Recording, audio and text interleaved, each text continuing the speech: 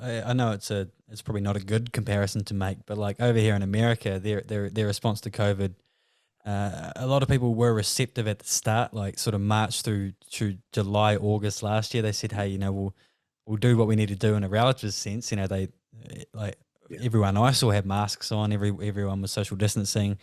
A couple of the airlines were like not selling the middle seat, and there was a sort of view in the public that what needed to be done, it should get done, but that was really short lived, and that at the moment, or like for the past 12 months at least, they've just said like F it, like we're just going to go about our lives as we would normally.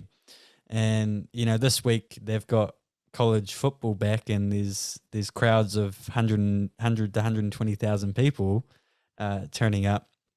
I think the way that New Zealand handled the pandemic should be applauded initially, and the government, as opposed to America, were quite fast off the line in dealing with our own borders at least, and dealing with the safety of the people.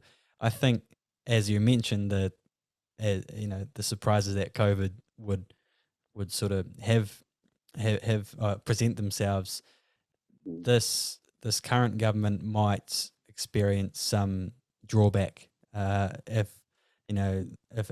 New Zealand's public had the appetite of doing one big lockdown middle of last year. We're like, Yeah. right, let's get it done.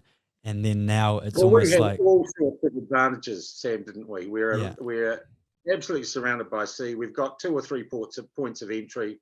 yeah, We've got a very dispersed population of 5 million people. We've got less people per square mile than most other developed countries in the world.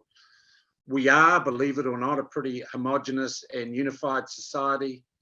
We have good lines of communication. And I'll say this of the administration of Jacinda Ardern: they very quickly and clearly, in the early days certainly, were very good at communicating the simple messages people needed to get to form a workable consensus.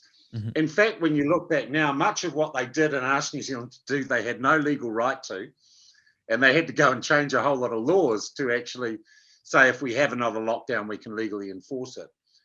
But I thought the communication and the creation of a sense of national purpose, and look, the team of 5 million, it worked. I don't know that amount of goodwill exists now.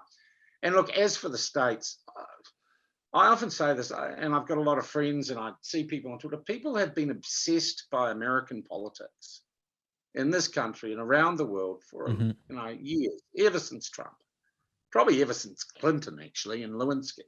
Mm-hmm. And I'll be honest, I don't, when I run talk shows, spend a lot of time talking to people who are raving about Trump. Yeah. Because I can't vote there. These people don't govern me. I don't live under their laws. Yeah. And I'm a real believer, if people are interested in politics and want to get involved in care, that begins at home, like charity. And I've seen people have pitched arguments about Trump in pubs in New Zealand. Why would you bother? Yeah. And I'm sure American politicians don't really give a toss what New Zealanders think. No. But it seems to me, watching American politics and getting your blood pressure up about it has almost become a pastime for people in New Zealand. And I really do wish they wouldn't be so silly.